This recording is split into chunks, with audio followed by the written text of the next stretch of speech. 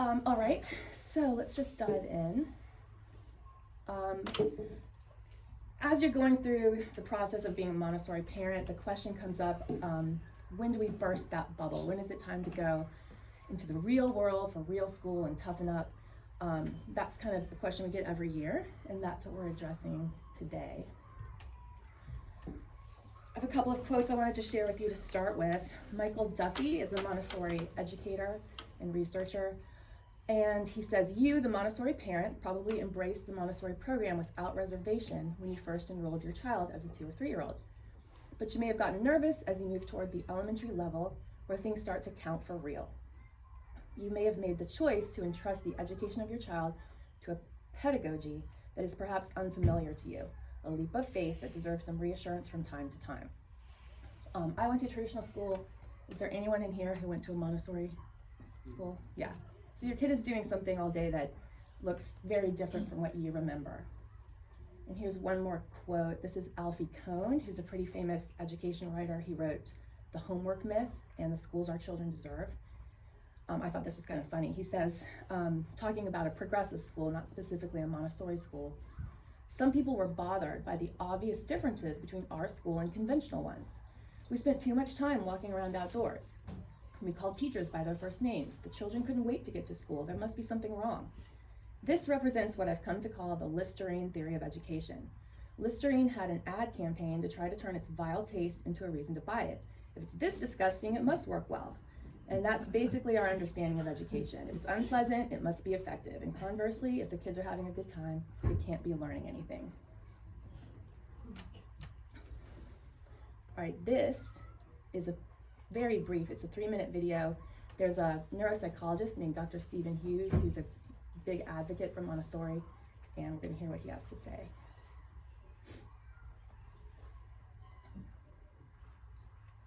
We are on a course right now that it seems very clear that traditional education, as it's been defined, is really running out of steam. It doesn't have what people need to be successful in the future. It doesn't have what our planet needs to be successful in the future. And more people are becoming aware of that. So I'm a pediatric neuropsychologist. We're the people who do the assessment of brain functioning in children who maybe have a medical or developmental or some other issue that's resulted in a developmental problem or learning disability. Something's not working right. It's our job to do the cognitive assessment that allows everyone involved in the care and education of a child to sort of understand what the deal is and maybe chart the way forward for that kid.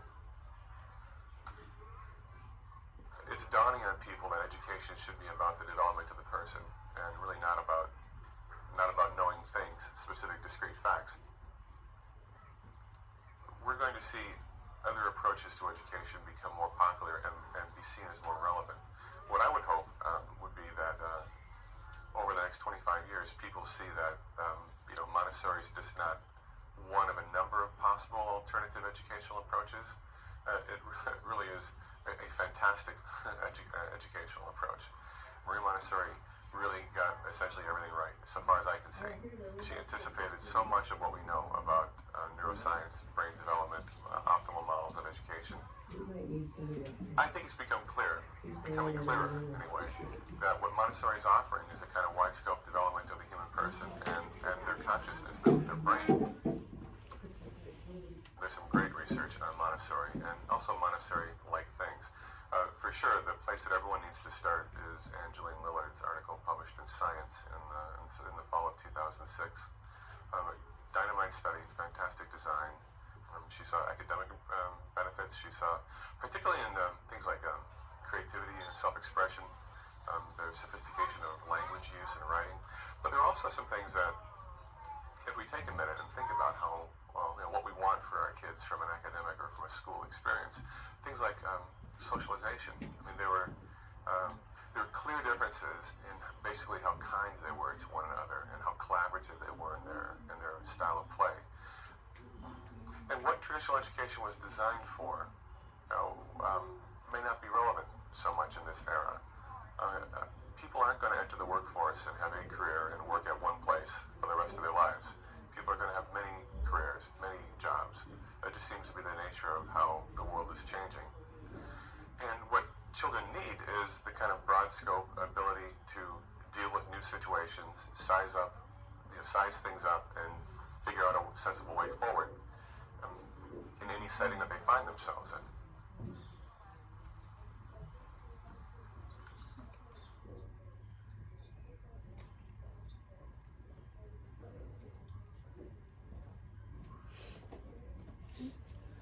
All right, briefly, he mentioned that modern neuroscience has shown that Dr. Montessori got everything right. I'm not going to turn it into a neuroscience lecture, but I just want to mention her observation that there are sensitive periods for learning has been confirmed by neuroscience. The importance of executive function, we hear a lot about that. That's the ability to organize and plan and focus and stick to your goals. Even as adults, people work on executive function. Dr. Montessori knew those were important. She called them the human tendencies, and she set up her classrooms to develop those skills. That's why in the CASA classroom, there's usually only one of each item, because there's frustration built in. I was planning to do that, now I can't do it. Am I gonna throw a fit, or I'm gonna make another plan?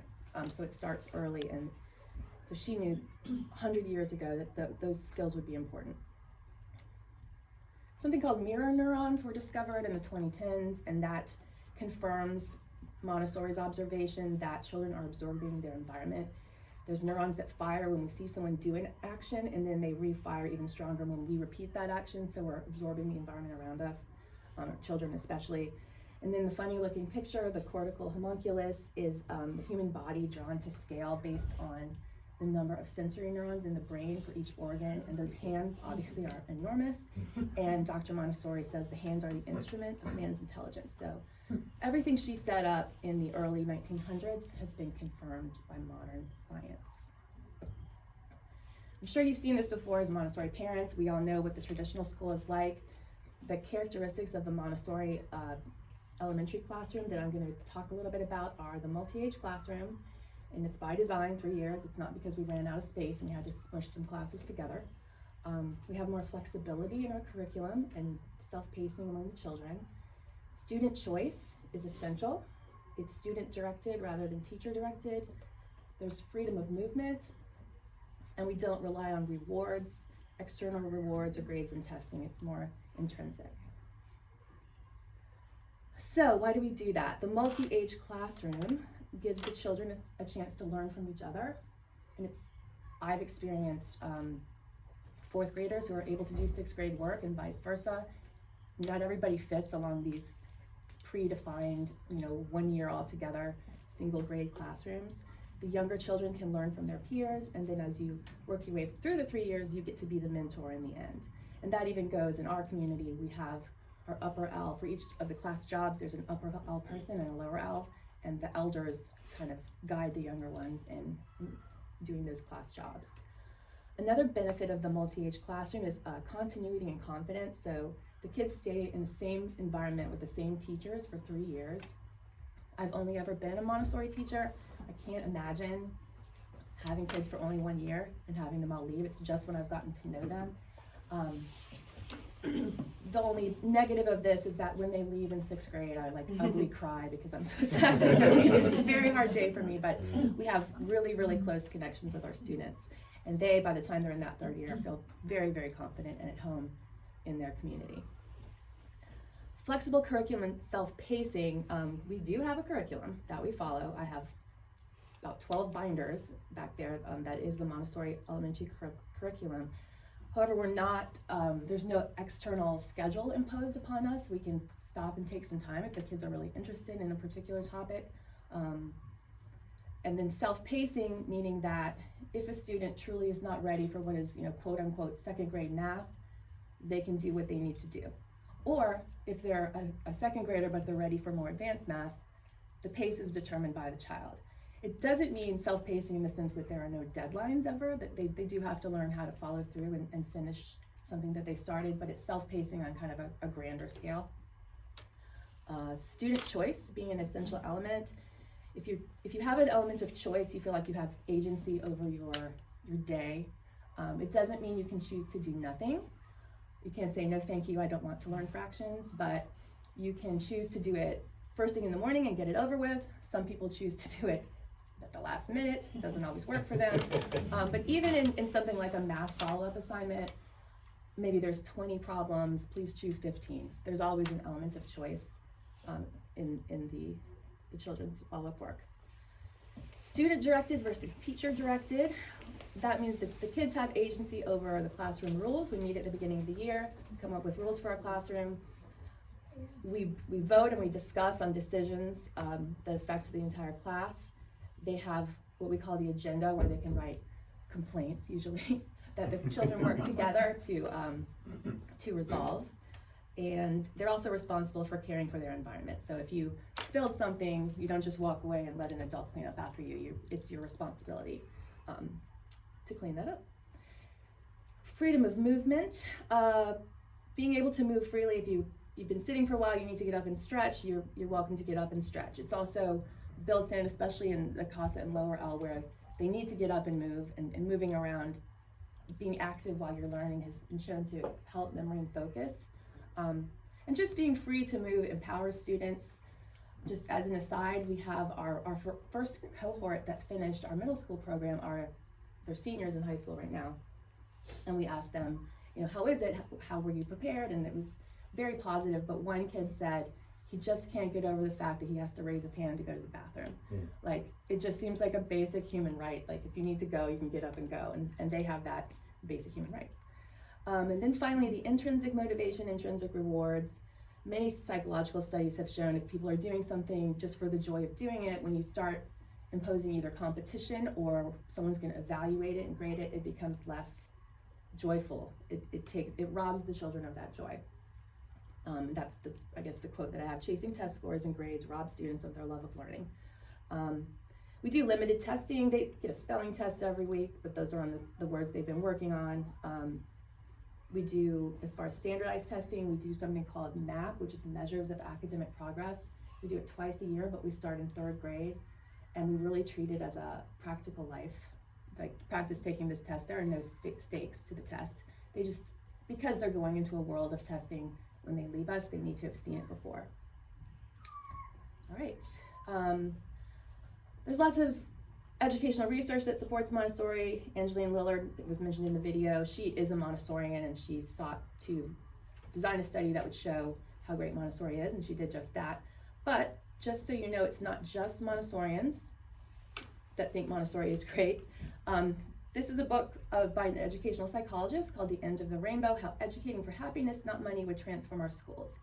And this woman has said, she's formed a blueprint for what is going to create happy adults. Like, what outcome do we want, and let's reverse engineer our schools to create happy adults. And here's her blueprint. Strong communication skills with peers and elders, deep literacy, collaborative learning with peers, independent investigation, deep learning, or the ability to really dive deep and become an expert, purposeful work, not busy work, and then know and be known by an adult. Part of the job of childhood is to move beyond your family and make close connections with both your peers and other adults. So, if you think of like a teacher that was really important to you, or a coach, there's a lot of value in that. This book does not mention the word Montessori at all, but everything that she has there, it already exists. So I told you it was a little frustrating to be a Montessori teacher sometimes. Just one other non-Montessorian, Ellen Galinsky. This is geared towards parenting and what are the 7 essential life skills that we can develop in children to prepare them for the future. And here are those skills. Focus and self-control. She calls it perspective taking, but she means empathy. Communication, making connections, and that's not with other people, but with information and data, which is basically the sensory curriculum in CASA, like being able to, what do these things have in common and what's different. Resilience and taking on challenges, and then her words, self-directed, engaged learning. So again, it looks familiar to me, but this book also does not mention the word Montessori. Okay, now that you've seen some of the theory and why we do it, I have some overview of what our curriculum is. Dr. Montessori called it the cosmic curriculum, so no pressure, you just have to teach the whole universe to the children. In language and lower L, we have a phonics-based reading program. They're learning grammar, mechanics, basically just getting them from being early readers to more confident readers and being able to write paragraphs with correct capitalization and punctuation. They do spelling, and it's something we call word study, which would be a variety of things, alphabetizing, plural and possessive rules, etc. And they do learn cursive. Here's some examples of work. On the upper left, the sentence building work, you'll see that the illustration is beautiful. It's not silly. A lot of times things in workbooks for children are just sort of a silly, like cartoonish look, but all of the artwork in the materials should be attractive. In the middle, that's a drawer from our reading program. That's some AR words, and then there's also a written component that the student was working on.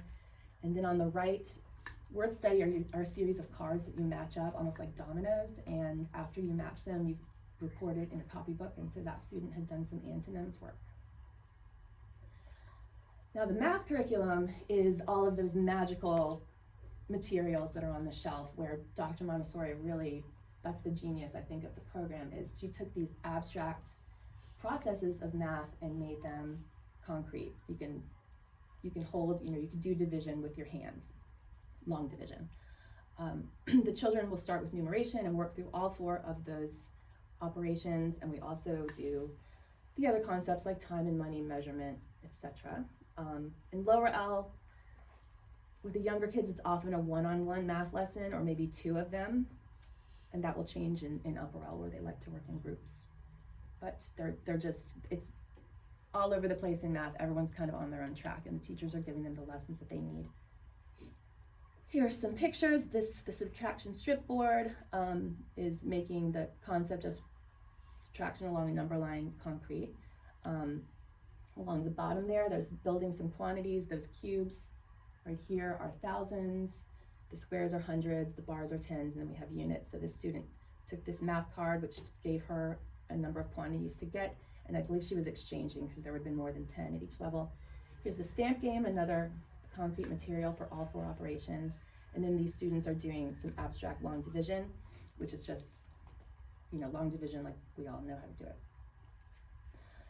We have an extensive geometry curriculum that is separate from math. It's a lot more geometry than I believe traditional schools do. In lower L, it's mostly vocabulary. Montessorians use the fancy word nomenclature, but it's just, naming them, and they're hard because they're from ancient Greece. It's challenging to get all that vocabulary in, but we integrate a lot of arts in our geometry follow-up. Here's a student doing, looks like parts of the hexagon. History, here's the cosmic curriculum. We started at the beginning of the year, the story of creation. It's the Big Bang. It's not a religious story, but it doesn't conflict with anyone's beliefs, but it's what scientists believe about the Big Bang. And that opens up all kinds of different follow-up inquiry. A lot of the curriculum for history in lower L is just about how did life come to Earth, and the timeline of life with the dinosaurs and prehistoric animals, and then human beings. What makes us human? What do all humans have in common? Our fundamental needs. In science, again, the creation story kind of overlaps between science and history. Lindy does a science experiment with them every Wednesday. Here's one. And these students were doing a STEM project. Biology, they start with living and non-living, vertebrates and invertebrates, and then they do the 5 classes of vertebrates, their body functions, their external parts. There's Nora.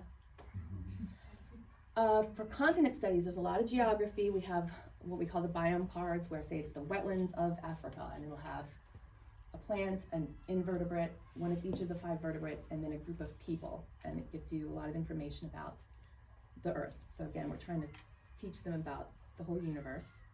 This is a landforms lesson with clay and water. That was a lot of fun. And then peace. The peace curriculum is built into our day as well. Every day there's 2 sessions of meditation when we first come in for morning recess, and then after afternoon recess, just to get everybody calmed down and ready to refocus on work. There's a lot of opportunities for self-reflection and peace in our community when we take that agenda out and we say, who left, who it's always about the toilet, so I won't do this again. Someone dropped their food on the floor and I stepped on it and it was gross. So, how can we resolve that conflict? When individual students are having a conflict, we have the peace table where you can invite your friend who you're mad at to come to the peace table and take turns to resolve it. As adults, we try to step back unless we see that the children are not able to do it on their own, but they've got to learn how to solve their own problems. We're not always going to be there to step in. And we discuss global events when the children show us that they want to discuss it. For example, last year there was a lot of talk about Ukraine. People were afraid. And so we spent some time talking about it at school. Practical life, I feel like I've talked a lot about this already. They have jobs, they clean up every day, they make the snack in the morning. We incorporate some handcrafts and cooking. Field trips every month, and then Lower L goes on one big trip to Camp St. Christopher, where they sleep 2 nights, and it's a lot of fun. It's a chance to be independent. Moving into Upper L, all of the features of Lower L carry into Upper L. It's just a little more, it's growing to be more abstract, and there's a lot more on the child to be responsible for their own work each week. I love teaching Upper L. They are not yet snarky adolescents and they get all the jokes. They have great senses of humor. They're very imaginative. It's a lot of fun to spend my days with that age group. Language is just growing on what they did in Lower L language, grammar, mechanics, more spelling. We do analogies, word study. They read books in groups and discuss it every week in book club, and they write a journal. Here's an example of an Upper L, that sentence analysis where you're identifying subject, predicate, adverb, prepositional phrase. Again, I'll go back real quick. You can see that I went forward. I went way forward, hold on. I want to do this. Okay. You can see that there's a level of concreteness there. We have symbols for verbs. The red is the verb. The black is the noun. There's an orange line, an arrow that means adverb. So it's becoming more abstract, but it's still symbolic. Okay, math. More magical materials with the math. They're getting more abstract, but you'll see when we get into really complex topics, this material right here is the cubing material. So I picked this because her face is so funny. She was thinking, she was not mad. Obviously that was from a couple of years ago when we were masking, but they are working on building. You take a cube and you build with 3 pieces, and well, I won't get into the lesson, but it's a really cool way to make such an abstract concept concrete. And then this is an example of work. This is someone who had gotten to trinomial square rooting abstractly. Geometry, more of the same. I mean, we continue from what we learned in Lower L, and they will get through all of the area formulas to volume and surface area. So here's some kids doing geometry. The constructive triangles you might recognize from CASA. We use it to derive area formulas in Upper L. These students made the largest triangle, and then they formed a triangle to have their picture taken. And these kids are deriving some volume formulas using sand and these materials. In history, I do use a resource for history. It's not a textbook, it's the Studies Weekly newspapers, but we use that as a launching point for discussions. This first example right here, the students are asked after they read to respond in different ways, find something interesting, think of a question to ask their friends, or draw a picture. And we have a really interesting discussion every week. And because I have them for 3 years, we all do the same history. 4th, 5th, and 6th grade will all be doing the same topic. That way, we're all talking about the same thing, we're not scattered. Year 1 would be the exploration to the Civil War. Then we do Civil War to the modern era, and year 3 is ancient civilizations. So our class this year is doing ancient civilizations. And that mirrors what 4th, 5th, and 6th grade standards are in South Carolina. We just all do it at the same time. Similarly in science, we have a different focus for each of the 3 years. Biology, physical science, and earth science. She is dissecting a cow eyeball. Sorry about that. This student we use red cabbage solution to test pH, and she's doing some soil sampling. That was this year. We're doing earth science. Our big trip is a lot of fun. When we do colonial America, we go to Colonial Williamsburg. It is if you haven't been there, is like being in 17, I don't know what year, 50s. When we do Civil War to the modern era, we go to Washington, D.C. We've just learned about World War I, World War II, civil rights. There's so much there that connects them to what we did all year. The third year, this year we're going to Niagara Falls because of our earth science focus. I can't really take them anywhere ancient to go with ancient civilizations. We don't have the budget to go to Greece or Rome. So we're gonna go to Niagara Falls. Obviously this is not a picture from Niagara Falls. It just has my son in it, so I picked that one. We were in New York that year. So what comes next?